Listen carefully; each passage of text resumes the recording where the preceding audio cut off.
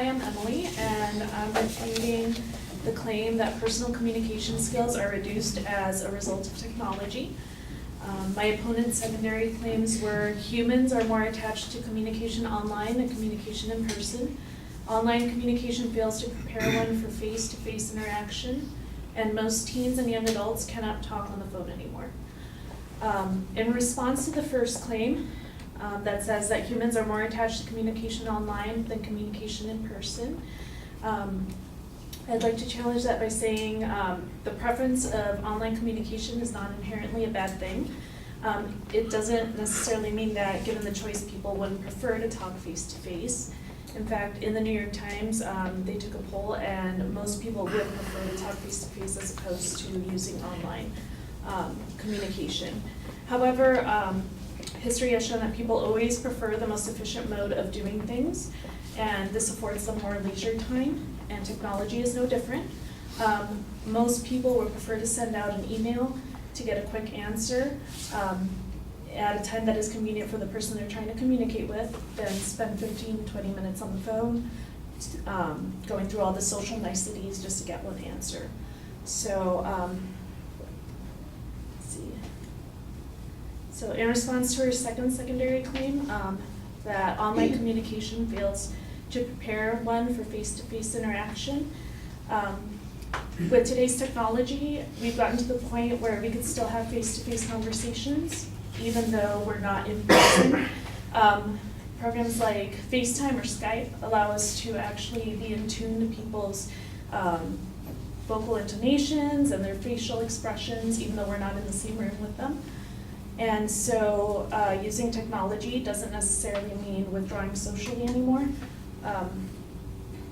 In fact, it might even expand our social circles, allowing us to stay in communication with people who have moved away or that we can't necessarily visit on a regular basis. So in response to her third claim, that technology has evolved and so have, that most teens and young adults can't talk on the phone anymore. I'd like to challenge that by saying, is it really that important anymore?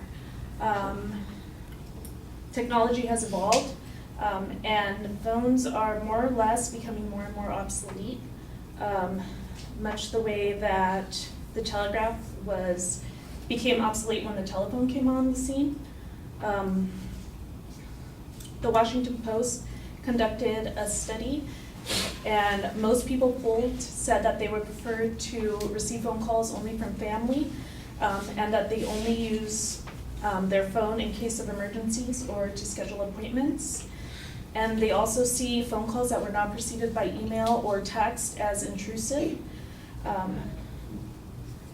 Additionally, there was a study conducted by Cecilia Brown regarding Connecticut college students, and she asked them about their levels of social anxiety in face-to-face communication. And of all the people she polled, only 10% reported social anxiety.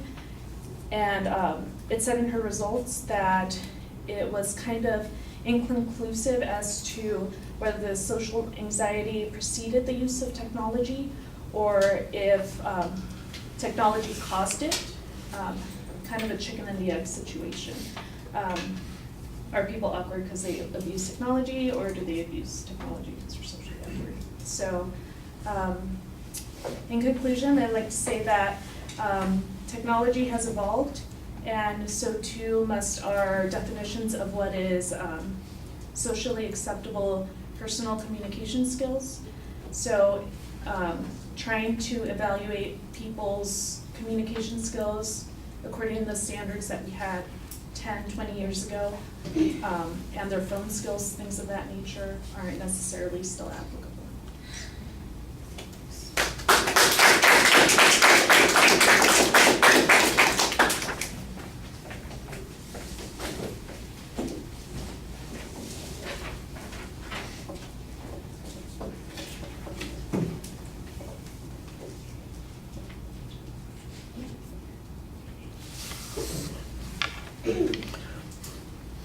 All right, Emily, the topic is identified. You preview the secondary claims pretty well. The first point, you just challenge whether or not it's really a bad thing. You make a reference to a New York Times poll. I thought that was a little bit vague. It didn't sound like it was a direct quote, so I think you want to be a little bit more specific in your use of evidence there. There's an assertion that people really want what's most efficient, and you give a hypothetical example on that. I think that that's probably true. There's no discussion of the evidence or reasoning that the advocate used on this particular point, and I think that it's hard to contrast the argument that you're making with the argument that the advocate presented if we don't discuss those issues. There's no attempt to denigrate their claim. It's basically all counterclaim on this particular point.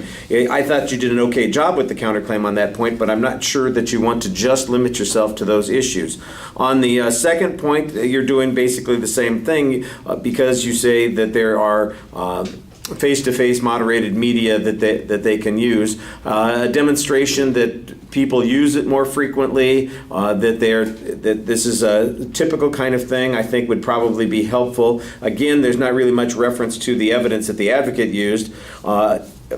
The examples that you use of FaceTime and Skype are okay, but there are other ways in which, for instance, nuances of meaning can be communicated even in written messages without the facial expressions. There's all let's face it, people know capital letters and they know punctuation, and we got emojis and emoticons and all those kinds of things that people throw in. Heck, you got a like button, you push that.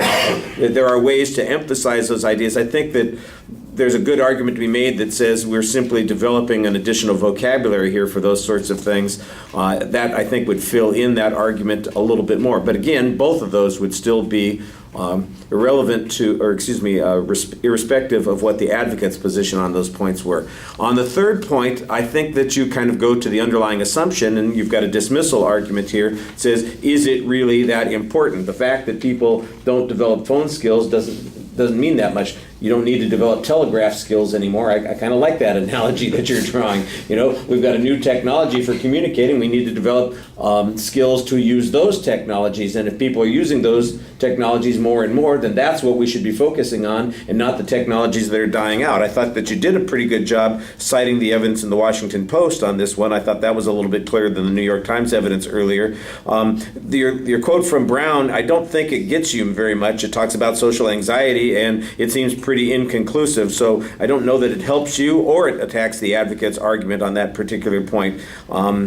Sometimes, by the way, your voice drops out a little bit, especially toward the end, and you want to do a little bit better job looking at us. Apparently you spent too much time on social media.